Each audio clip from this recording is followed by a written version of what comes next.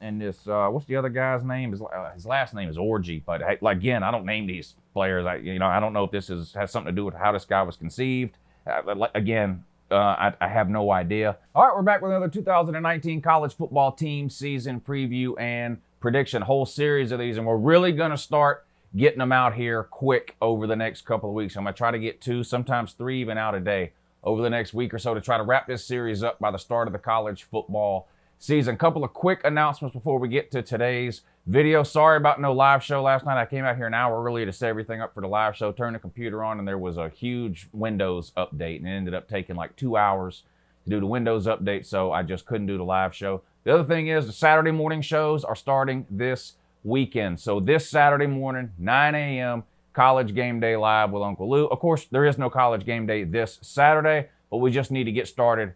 We need to get in the swing of things, right? The following Saturday, college football season starts on August 24th, big Florida versus Miami game that night. And I do a College Game Day stream every Saturday morning during the college football season from 9 till about 11. Between 10 and 11, whatever, an hour to 2 hours every single Saturday morning. We're going to start that this Saturday morning. So live show this Thursday night, 10 p.m. call-in show. Live show Saturday morning, 9 a.m. College Football Game Day Live with Uncle Lou. Let's get started with today's preview video, though. The Vandy Commodores.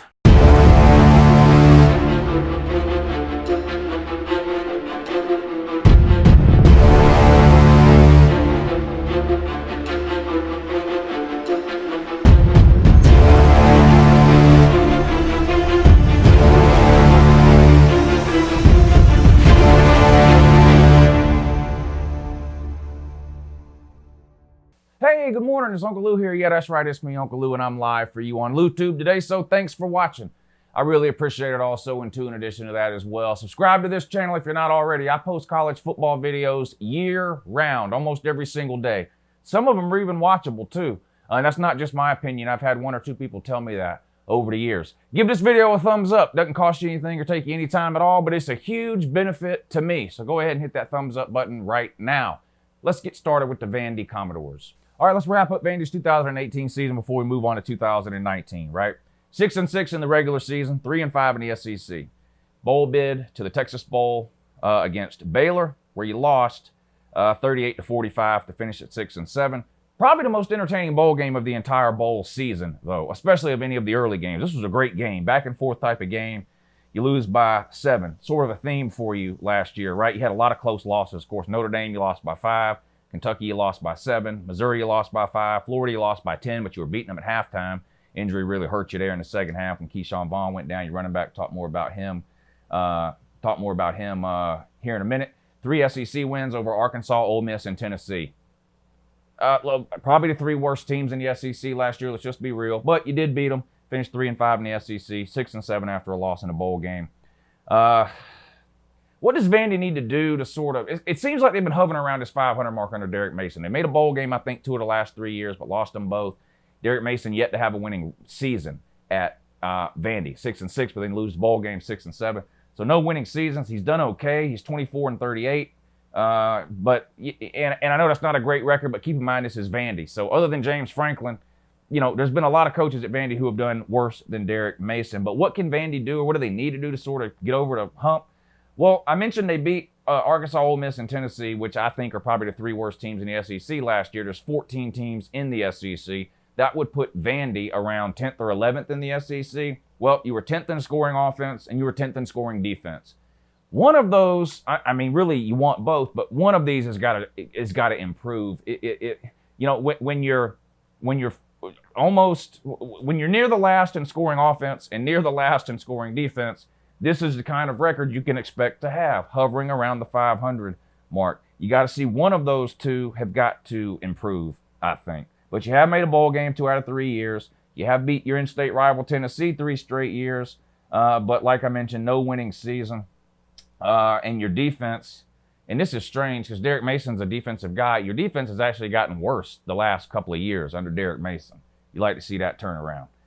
All right, let's talk about your offense and then your defense. Then we'll put up the 2019 schedule and see what your record might be. Quarterback, you lose Kyle Shermer. Not replaceable for Vanderbilt in year 1 without him, in my opinion. Talking about the career leader in passing at Vanderbilt. You have a couple of guys I'll talk about in a minute. They're not going to be as good in 2019 as Kyle Shermer was with all that experience and talent in 2018. I don't think, okay? You got two guys. You got Riley Neal. He's a grad transfer from Ball State. Ton of experience, 32 starts at Ball State, threw for 7,300 yards, completed about 60% of his passes. Again, that's at Ball State. 60%. I mean, he's going to see a lot tougher defenses, obviously, in the SEC than what he saw playing for Ball State. But 32 starts, 7,300 yards, 60%. At least that gives you somebody with some real college football game experience, because the guy you have after that, Deuce Wallace, now he's been at Vandy for a while, but been behind Shermer, right? He's a redshirt junior. He was actually suspended in 2018, so wasn't even on the team last year, but he's back now. So he's been there 4 years, but suspended in 2018. I don't know who's going to get the job here.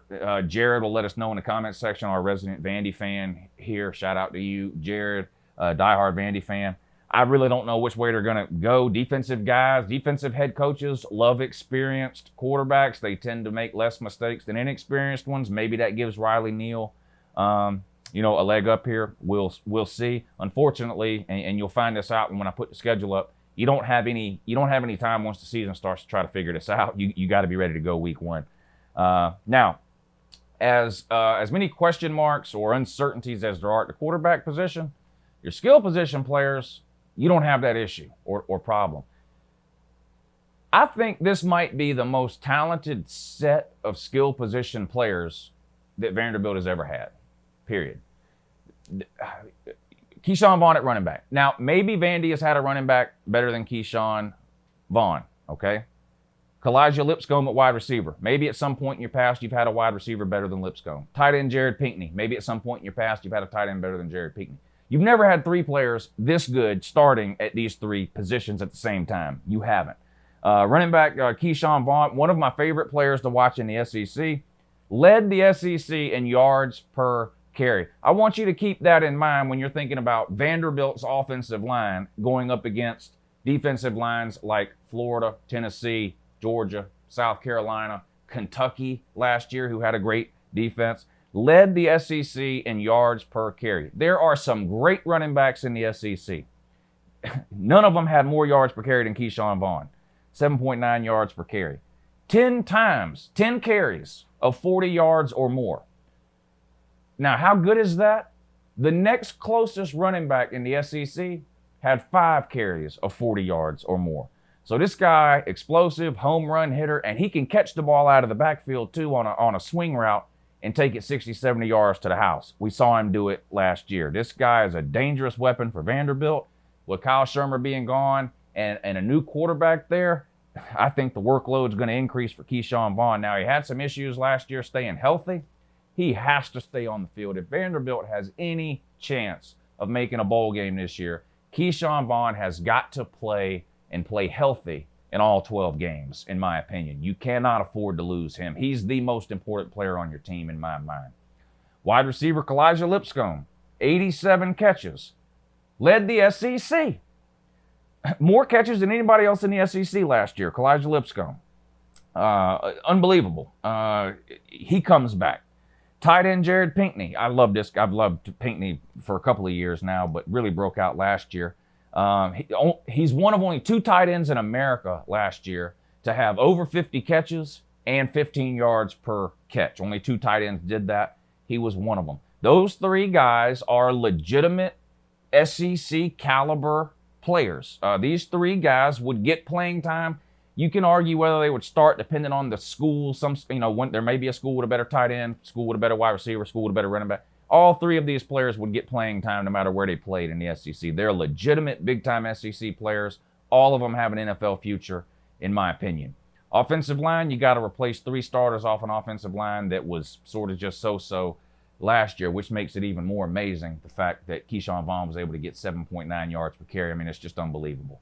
But you got to replace 3 off that offensive line. That's the biggest issue. I'm more concerned, honestly, about the offensive line than I am quarterback. I think with the playmakers you have, especially Keyshawn Vaughn, I think quarterback going to be okay. Like I said, I don't think he'll put up Kyle Shermer numbers or be as reliable or as consistent as Kyle Shermer.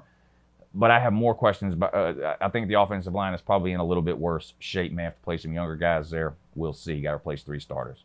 Defense.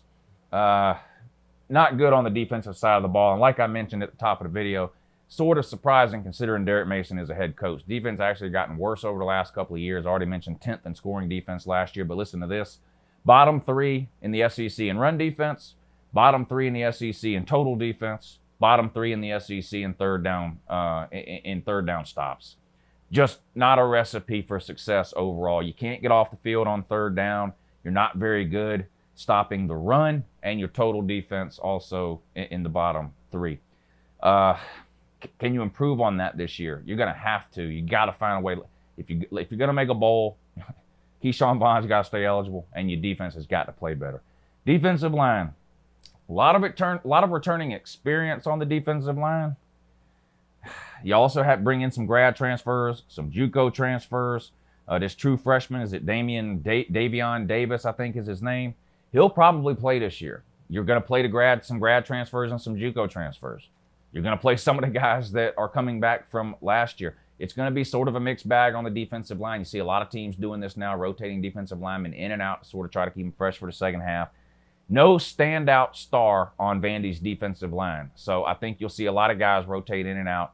If somebody is hot, if somebody, breaks out, whatever, maybe they get a little more playing time versus some of the other guys. But heading into the season, no real star or stud on that defensive line, in my opinion.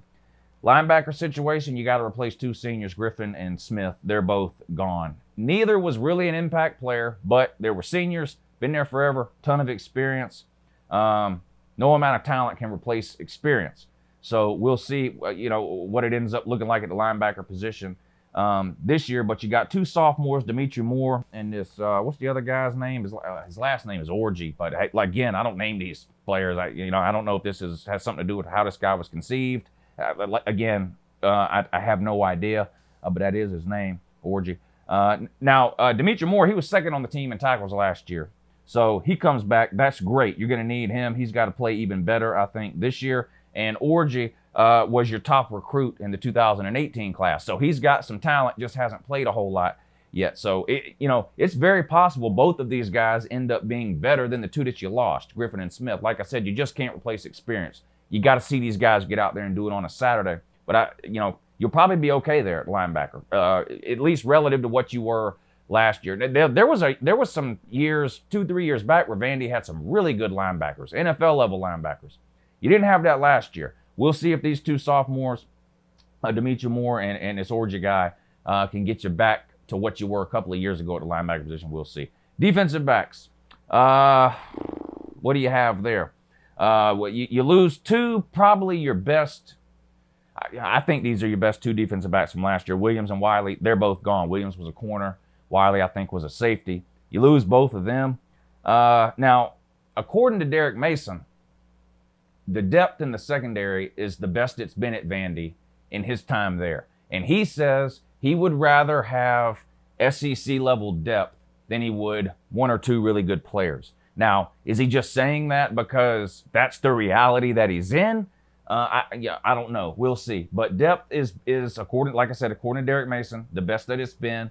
But there has not really, again, sort of like on the defensive line, there's not a standout player in the Vandy secondary, at least not yet. Will one emerge this year? We'll see. But losing those 2, losing Williams and Wiley, hurts because you just don't have a lot of experience behind that. So we'll see. All right, let's throw the schedule up on the screen. We'll go through it game by game and see what sort of record Vandy might end up with at the end of the season. Can they make another bowl game? If they do, can they finally win it? We'll see. All right, you start off with an SEC game, division opponent, the favorite to win the division, a team that hasn't lost a division game since 2016, my Georgia Bulldogs. You get them at home. It's always better to play at home than it is on the road, but if you were going to rank home field advantages within the SEC, Vandy would be at or near the bottom. Not an insult at Vandy. That's just what it is. Week 1, so I don't think you're going to be sneaking up on UGA here. They'll be a huge favorite in this game. Probably, my guess would be probably about a 20 to a 24 point favorite. I think UGA would be. I'm not picking against a spread in this video. I do pick against a spread all during the season, during the week leading up to the games. But in these preview videos, I'm not picking against a spread. But obviously, most people expect Georgia to win this game. I have you as a loss. You start off the season 0-1. Week 2, you got a big non-con game. You've been scheduling a couple of these games, one of these games a year over the last several years. You've won some, you've come close to winning some, but lost. You're Kansas State you beat a couple of years ago. Of course, I mentioned almost beating Notre Dame last year, losing by, I think, 5. At Purdue. Purdue is not a good team. They're not. They'll probably finish 5th or 6th in their division in the Big Ten.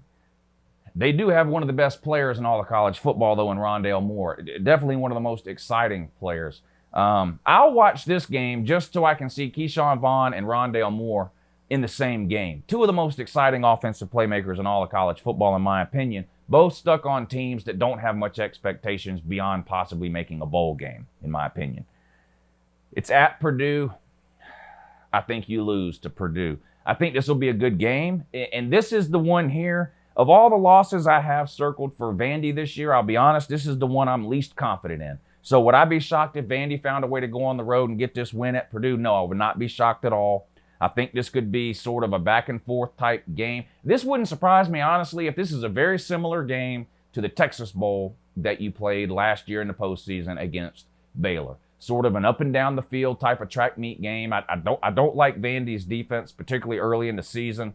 You know, all those young guys on the defensive line, replacing all those guys in the secondary. I think it's going to take it, even if those guys end up being good, I think it's going to take a few weeks for them to sort of work the kinks out. So Purdue doesn't have a very good defense either, but Rondale Moore versus Keyshawn Vaughn, this game's worth watching for that reason alone. I give the edge to Purdue basically because it's a home game for them. I have you starting 0-2. Doesn't get any easier for you. The next week, you play a cross-division game, SEC West team, LSU. You get them at home. Again, not much of a home field advantage there for Vandy. It doesn't matter where you play LSU, they're going to beat you. I think LSU is going to have another good team this year, possibly better than last year's team. We'll see. They're going to win at least 9 or 10 games. I'm sure one of those 9 or 10 is going to be against Vandy. You start 0-3. Northern Illinois for a non-conference game here at home, win. And you have to win this game. If you lose any of your remaining non-con games, I do think you could lose to Purdue and still possibly find a way to make a bowl game. But you're going to have to upset somebody later in the season if that happens. But if you lose to Northern Illinois, forget it. You're just not making a bowl game. I think you win. You get your first win of the season. You're sitting at 1-3. Then you go on the road, play another SEC West team at Ole Miss. Also a pretty bad team from last year. You beat them last year. Can you beat them 2 years in a row? You got to play them there.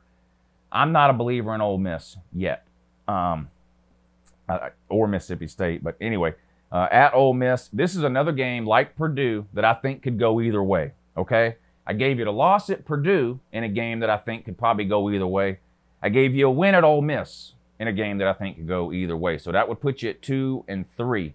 A lot of people are going to disagree, probably with the Purdue pick and with the Ole Miss pick. Fine, flip-flop those if you want. The record would still be the same at this point in the season, which is 2-3. Heading into another non-conference game that, again, you've got to win this game or you can forget about a bowl game. UNLV, you get them at home. I have you with a win there. Then Mizzou at home. I'm high on Mizzou. I did a preview for them a couple of days ago. Most of you have seen it. I'm sure if you haven't, you can click back a video or two and check it out. Even if you don't think Mizzou is going to be a very good team this year, look at their schedule. They're going to start 5-0, 6-0, 7-0. They play virtually no one the first 5, 6, 7 games of the season. I think Mizzou beats you. It's at home, but, Kelly Bryant, Mizzou's got a good running back too. They need help on defense, but I just don't think Vandy can score enough to win that game. I've got you losing to Mizzou. That takes you to your second bye week, and I think I forgot to mention you have a bye week between Purdue and LSU. Everybody gets 2 bye weeks this year, so your first bye week is between Purdue and LSU. Now you get a bye week after this Mizzou game. Then you go on the road for a couple of tough games. If you can find a way to split these 2 games, I think that would go a long way towards getting you bowl eligible. Unfortunately, I don't see that happening. I think you lose on the road at South Carolina. We talked about home field advantage.